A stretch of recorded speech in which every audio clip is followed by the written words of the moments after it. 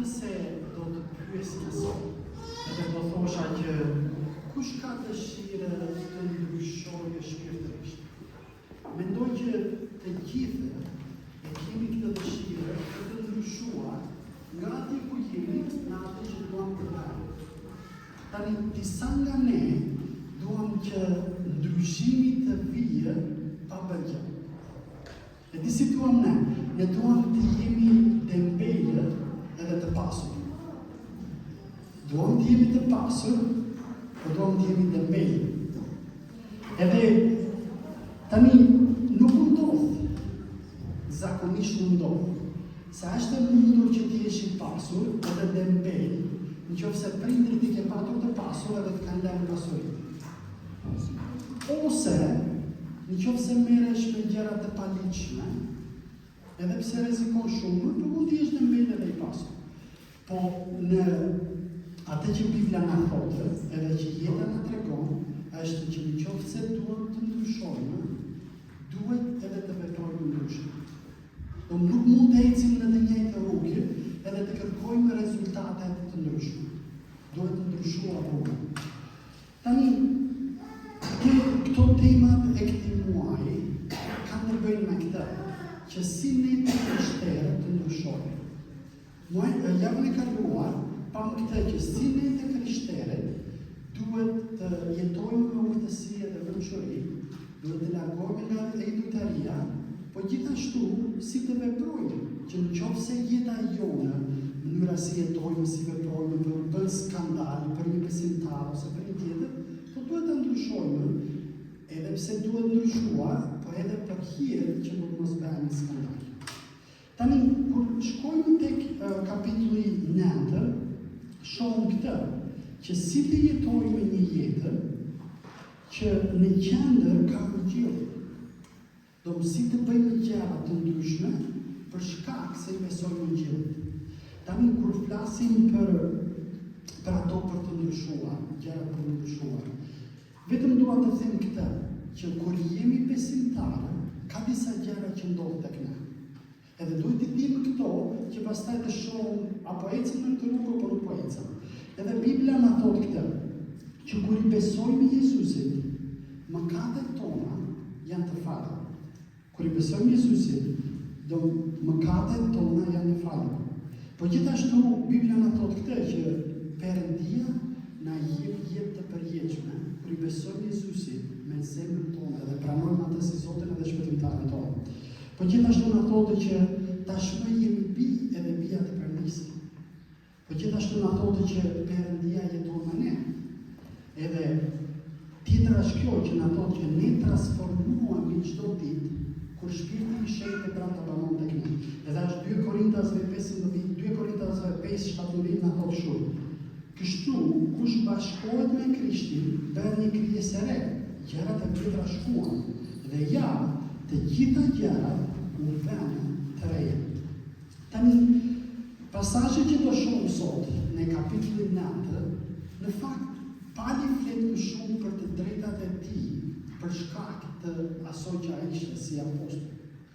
Tani këto të drejtat e Palit në fakt janë edhe atë që Pali po thotë është kjo që për shkak se kush jam, nuk po jetoj kështu siç jam, po zgjolla të bëj një jetë me sakrificë edhe mundim që ungjilli të përparohet.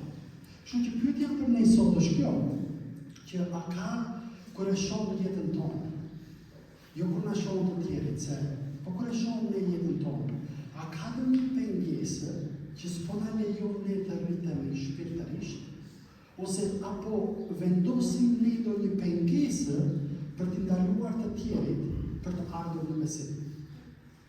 Edhe Pali ishte kështu, Pali do na tregoj këtë, që ai ishte, edhe pse ishte i mirë për të zgjedhur, ai thotë që zgjolla të bëhem shërbëtor, t'ju shërbej, t'ju predikoj, t'ju mësoj, të jetoj me ju. Edhe tjetra ishte kjo që Pali kishte të drejtë për të marrë nga fryti që kishte mbjellë. Pa i thotë zgjolla që të jap, edhe pse kishte të drejtën për të marrë, zgjolla për të dhënë. Tani Pali edhe pse kishte autoritet, bëhet shembull i përullësisë Edhe pse e kishte të drejtën për të detyruar për shkak të autoritetit, Pali sjell që të përullet edhe të shkruaj. Tani kjo është edhe thirrja për ne sot. Për shkak të besimit, jeta jone duhet të jetë ndryshme se si jetojmë, mendojmë edhe veprojmë. Edhe pse i kemi këto të drejta që thash pak më përpara, që Bibla na thotë. Po nga ana tjetër, ne nuk duhet të kërkojmë, kjo është e drejta ime, edhe do ta mbaj. Po duhet të kërkojmë këtë që a e ndihmon kjo që kam për përparimin e Ungjillit edhe për ndryshimin e jetës time nga brenda jashtë. Kështu që kur shohim edhe në vargu 12, Pali na thotë këtë. Thotë, në qoftë se të tjerët kanë këtë të drejtë me ju, a nuk kemi ne më shumë. Megjithatë, nuk kam përdorur këtë të drejtë. Edhe ajo që më dua që ne ta mbajmë mend është kjo. Por i duroj të gjitha që të mos e vëmë pengesë për Ungjillin e Krishtit. Do Pali thotë shumë, edhe pse i kam këto, i duroj që Ungjilli i Krishtit të mos jetë pengesë. Do për Palin, më e rëndësishme në jetën e tij është Ungjilli. Më e rëndësishme për jetën e Palit ishte që mbretëria e Perëndisë të vazhdojë në vullnetin e Perëndisë. Në fakt Pali ja heq të drejtat vetes, se thotë i dua që Ungjilli. Tani, është e njëjta gjë edhe për ne. Ne mund të themi që më e rëndësishme për mua është Zoti.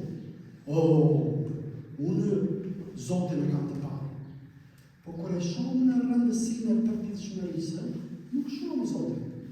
Shumë të shohim ca interesa të tjera, po jo.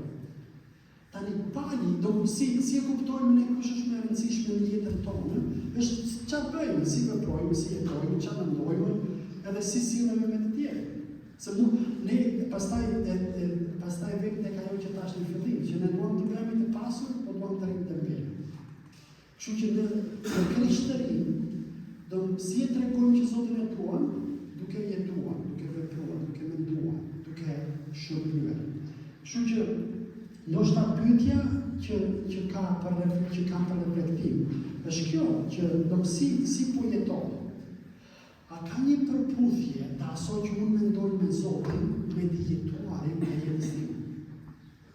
Po ka vetëm të jesë sa idera, edhe pastaj unë veproj si të dua, edhe do takoj me vullnetin e Zotit diku. Kështu që Pali na thotë këtë, që Pali për shkak se Ungjilli ishte më i rëndësishëm, zgjodhi të shërbejë, zgjodhi të mohojë vetes për shkak që Ungjilli të përparoj. Tani, a ka ndonjë gjë në jetën tënde që ndoshta duhet të sakrifikosh, të shërbesh, të veprosh ndryshe për shkak që Ungjilli të përparoj. Të përparojë ty, ndoshta nuk po lexon, nuk po mëson, nuk po lutesh, nuk po e tregon të tjerëve, për arsye nga më të ndryshme. Këto janë disa nga pengesat që s'po e lejnë Ungjillin të përparojë, po s'po të lejnë as ty të rritesh në besim. Kështu që ja ti shohim me radhë këto që Pali na thotë. Kur e lexojmë nga vargu 1 deri në vargu 6, kapitullin 9, Pali na thotë kështu. A nuk jam unë Elia? A nuk jam unë apostoll? A nuk e kam parë Jezusin Zotin tonë? A nuk jeni ju vepra ime në Zotin? Nëse për të tjerë nuk jam apostoll, për ju patjetër që jam. Sepse veti ju që besoni në Zotin, jeni prova që e vërtetoni se unë jam apostoll. Mbrojtja ime përpara tyre që më gjykojnë është kjo. A nuk kemi edhe ne të drejtë të hamë të pimë? A nuk kemi edhe ne të drejtë të kemi një grua besimtare, siç kanë apostullet e tjerë, vëllezërit e Zotit dhe kafe. Tani, edhe pse Pali është shumë specifik që po flet për veten e tij. Tani nuk po thot për këto dy gjëra, tema kryesore që është si të jetojmë ndryshe. Po Pali thot dy gjëra që do të pale vetëm për Pali. E para thot që a nuk jam unë apostoll, edhe pastaj thot a nuk kam unë të drejtën të kemi një bashkëshortë në besim. Tani kur vetë fjalë për apostullin, është kjo. Sot mund të shohim njerëz të ndryshëm që thuan apostull filan bishman. Tani fjala apostull do të thotë dëgjuar. Tani kur Bibla flet për apostull, kush janë? Perëndia I ka dhënë autoritet dhe pushtet të 12-ve edhe Paulit, edhe Matia që u zbulua me Judën. Po apostulli nuk është një term që mund ta përdorë kushdo. Sa apostullit kishin të drejtë për të shkruar, kishin të drejtë për të themeluar kishin, po ne sot, edhe pse mund të jemi të dërguar për të predikuar të gjithë diku, nuk mund të quhemi apostull.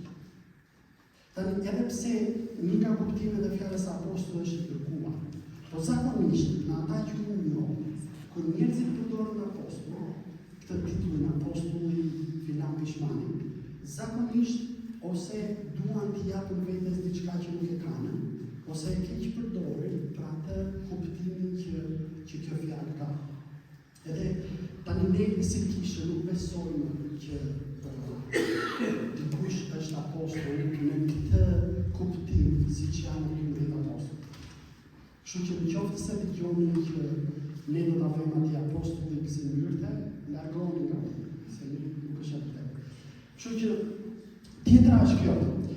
Tani, kur thot Pali kështu në këto vargje që po lexojmë, kur thot që nuk kemi edhe me të drejtë të kemi një grua besimtare.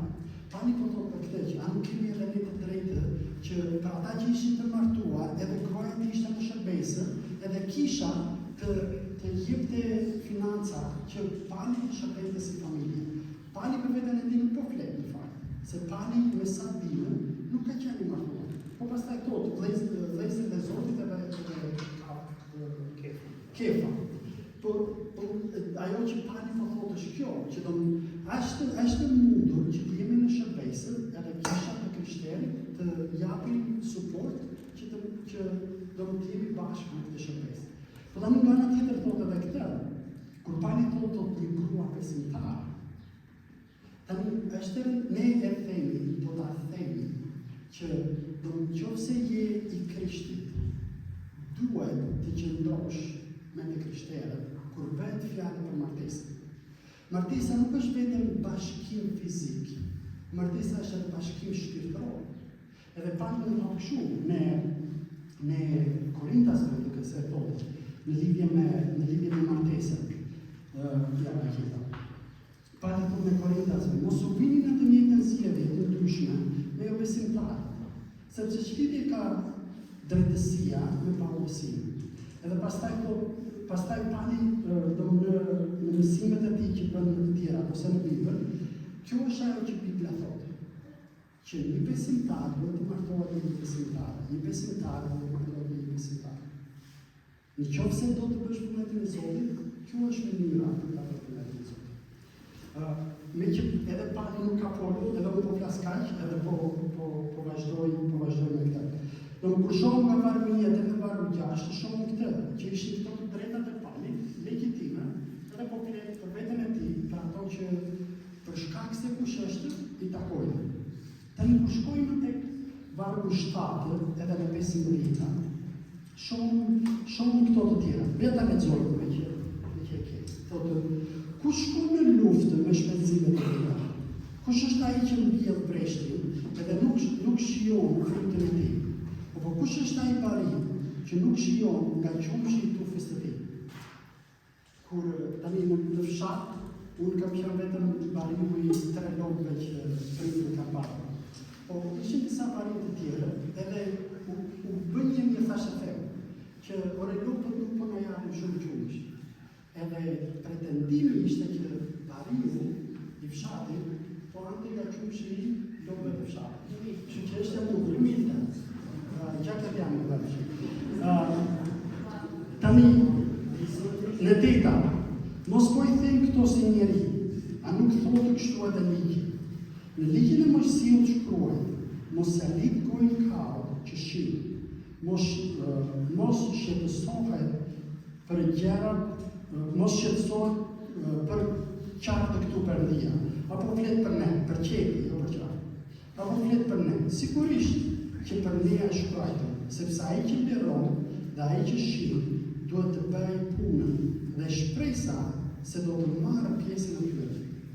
Se nëse ne mbjellim të mirat shpirtërore te ju, ka gjë e madhe që ka nëse korrim të mirat materiale nga ju. Nëse të tjerët I pas kanë këto të drejta, a nuk duhet të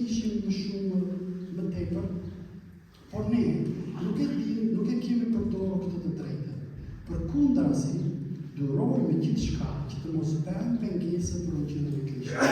A nuk e dini se ata që punojnë në tempull ushqejnë nga të ardhurat e tempullit, dhe se ata që shërbejnë në altar marrin pjesën e tyre nga ata që vijojnë atje. Kështu edhe Zoti ka urdhëruar që ata që shpallin Ungjillin të jetojnë nga Ungjilli, por unë nuk e kam përdorur asnjë nga këto të drejtat.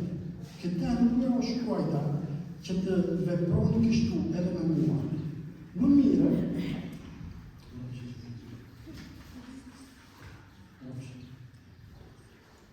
të vdes, se sa të marrë, të heqë do kush këtë gjë për të cilën mburem. Nuk mburem që predikoj Ungjillin, sepse këta e kam për të tyre. Mirë unë, po nuk e bërë. Po të kisha bërë me dëshirën time, do të merrja shpërblimin. Por përderisa e bëj për dëshirën time, atëherë vetëm i bëj detyrën që më ka ngarkuar Perëndia. Tani, kur shohim këtu, Pali po merr një shembull të jetesës që kanë lidhje me ushtarët, fermerët, edhe me parimin. Edhe po thotë që për shkak do ata që vjedhen edhe do të kohë. Ata që shërbejnë edhe do të marrin. Tani edhe pse është një çështje shumë specifike për Palin, po kjo në fakt është edhe për ne sot. Edhe ne që punojmë te kisha. Do mbahemi tani për shkak të njohjeve që kemi, edhe për shkak të madhësisë të kishës, ne Zoti na ka bekuar që të marrim financa nga jashtë. Po nga ana tjetër për shkak se jemi të kushtuar me kohë të plotë, edhe ne nuk kemi një punë tjetër. Kështu që edhe njerëzit kur u pyesin, "Gzim, çfarë bën ti? Punoj me kishën." Po vetëm me kishën. Edhe po për shkak se punoj, edhe po marr nga bekimet e të punuarit, si në çdo punë. Kështu që kthehemi prapë në pasazhet, se Pali po thotë që i zgjoh e do më zgjedh këto për të mos e përdorur të drejtën time. Edhe tani besimi i vërtetë nuk është çfarë më takon mua. Do më si besimtar, nuk duhet ta kemi këtë qëndrim, po çfarë më takon mua te kisha ose kudo ku mund të jetë. Po qëndrimi jonë duhet të jetë çfarë sjell nga ti Krishti. Do kjo që po bën, apo i sjell nga ti Krishti, apo e përparon Ungjillin, apo hap rrugë që njerëzit të dëgjojnë Ungjillin. Jo, po e drejta ime, po unë çfarë përfitoj. Ndoshta s'ke për të përfituar asnjë. Se nuk je për të përfituar, por je për të prezantuar Ungjillin edhe për ta vërtetë të njohur të njerëzit e tjerë. Kështu që një lloj si Pali duhet të jetë edhe ne. Tani kur shohim vargjet e fundit, do të shohim këtë, që Pali thotë që çdo gjë që e bëj që të mos krijoj pengesë, por që Ungjilli të përfarojë. Tani shohim këto të drejtat që Pali kishte, edhe që na kërkon edhe neve. Po tani edhe ne si shqiptarë kemi disa të drejta që i jemi përshtatur me dëshirë ose pa dëshirë, po për të jetuar në këtë shoqëri ku jemi. Edhe nuk mund të themi që unë nuk mund të ndryshoj dot, ose unë nuk mund ta bëj dot këtë se kështu do të më qash mua. Tani thirrja biblike është që për te sakrificës, për te kuajtjes, për te mëshirësive, duhet të zgjedhëm momentin e Perëndisë, edhe atëherë kur gjërat nuk janë mirë. Tani shiko çfarë ndodh me ne shqiptarët, që për të jetuar në një shoqëri normale, ne kemi zgjedhur të bëhemi parte e kulturës ku jetojmë, me të mirat edhe jo të mirat e saj. Po, tani ne e dimë që për një rruga e zakonshme për të jetuar në Shqipëri, është kjo, është krenaria, buria, fitimi, o që po jam diku, ideja është si të fitoj unë, jo si të bëhet puna e mirë, sa do të futur në gjë. Ose për të bërë një punë, nuk vete në ligji, po vete ku janë miqtet, edhe si ta konduktoj që ta bëj këtë punë. Tani, ne jemi përshtatur, edhe pse mund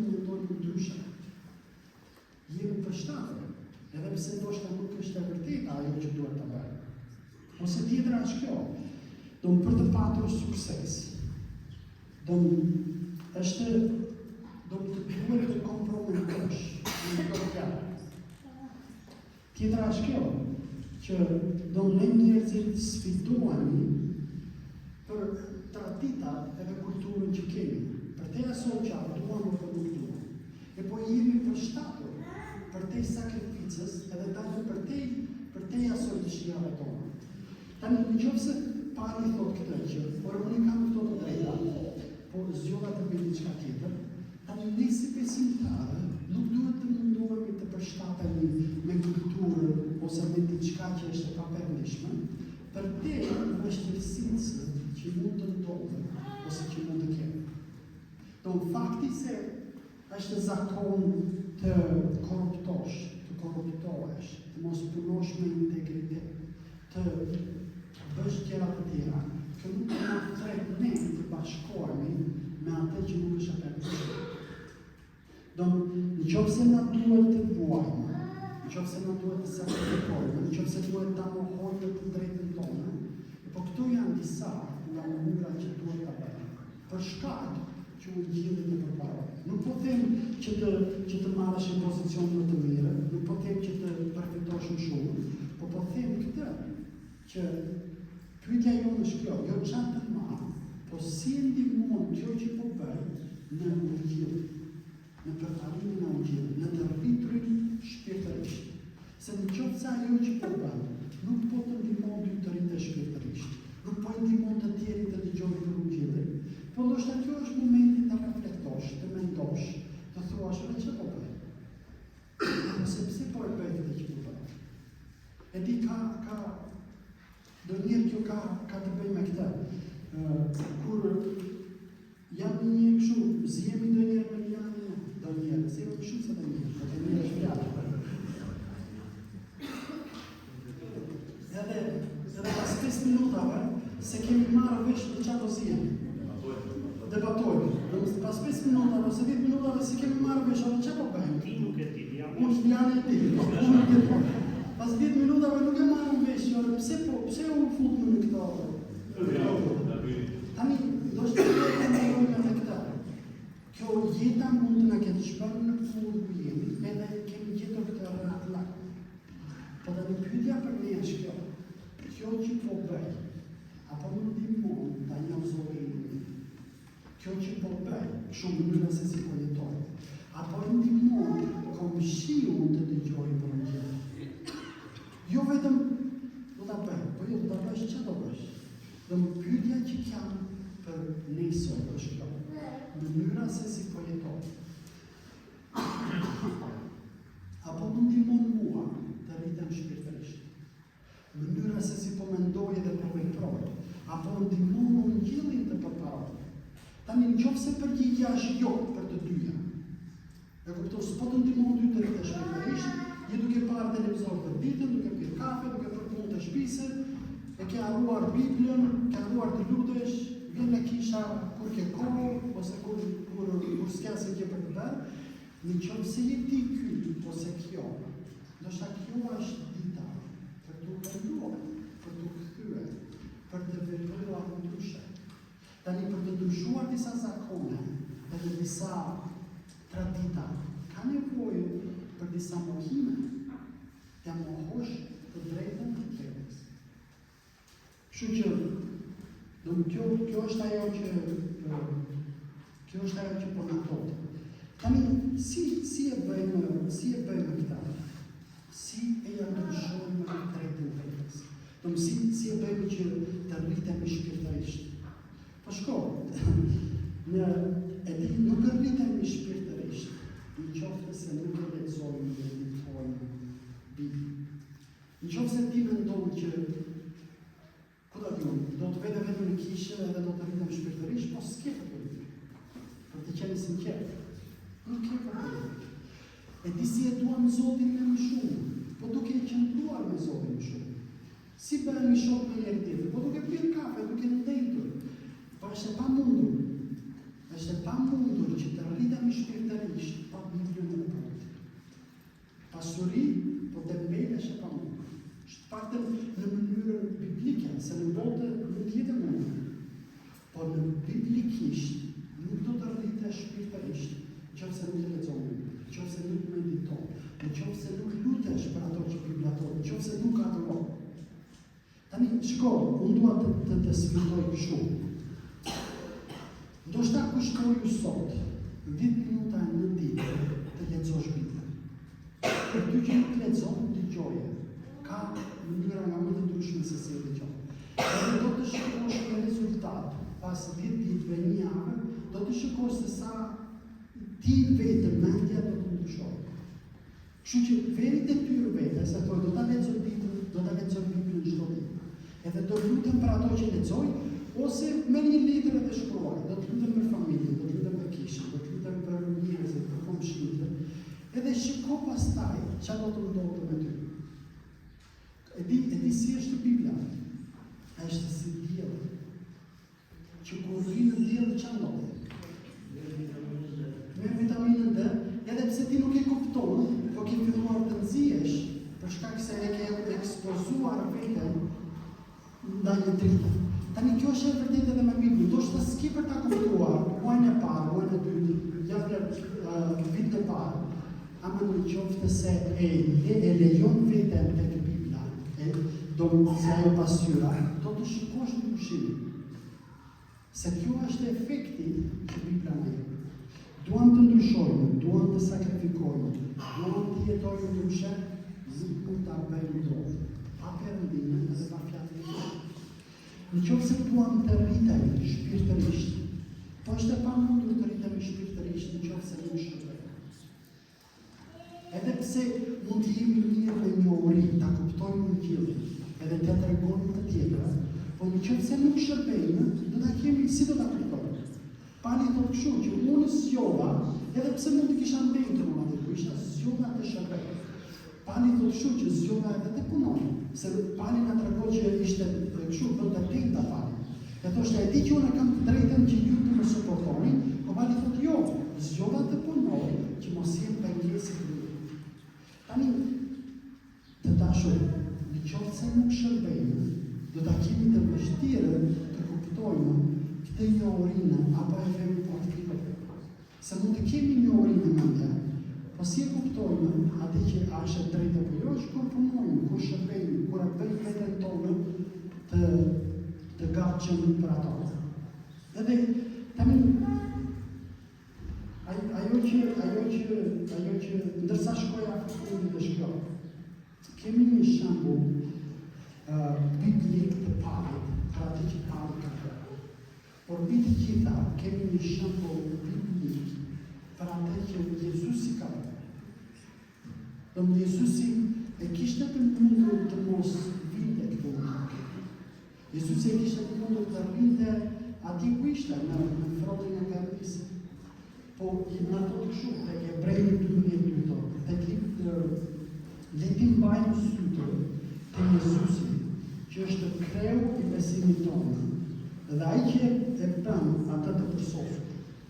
Ai për gëzimin që e priste dyroi kryqin, duke u përçmuar turpin dhe urnën të djathtën të fronit të Perëndisë. Edhe pastaj tek Filipianëve në ato që ai la pushtetin, edhe erdhi u bën një sene për të na shërbyer, për të qenë për të na ndihmuar. Tani nëse i kemi këto mundësi, do të shohim që Jezusi e la pushtetin e tij për të na dhënë mundësi. Po edhe ne do të kemi të drejtat tona që nuk na ndihmojnë të rritemi shpirtërisht edhe që Ungjilli të përparojë, që fjala e Perëndisë të përparojë. Kështu që Jezusi thotë që Jezusi e bëri këtë. Do pse i bëri Jezusi që ose Krist? E bëri për gëzimin që e priste. Ne, unë dhe ti, jemi gëzimi i Jezusi që e bëri të vuante, të sakrifikonte, të na tregonte. Po ky duhet jetë edhe gëzimi jonë për të bërë gjëra të pandishme. Duhet jetë Jezusi. Nëse Jezusi nuk është gëzimi jonë, do të dekurajohemi, nuk do të motivohemi, e do ta kemi të vështirë për të jetuar ndryshe, ashtu siç fjala ka thënë.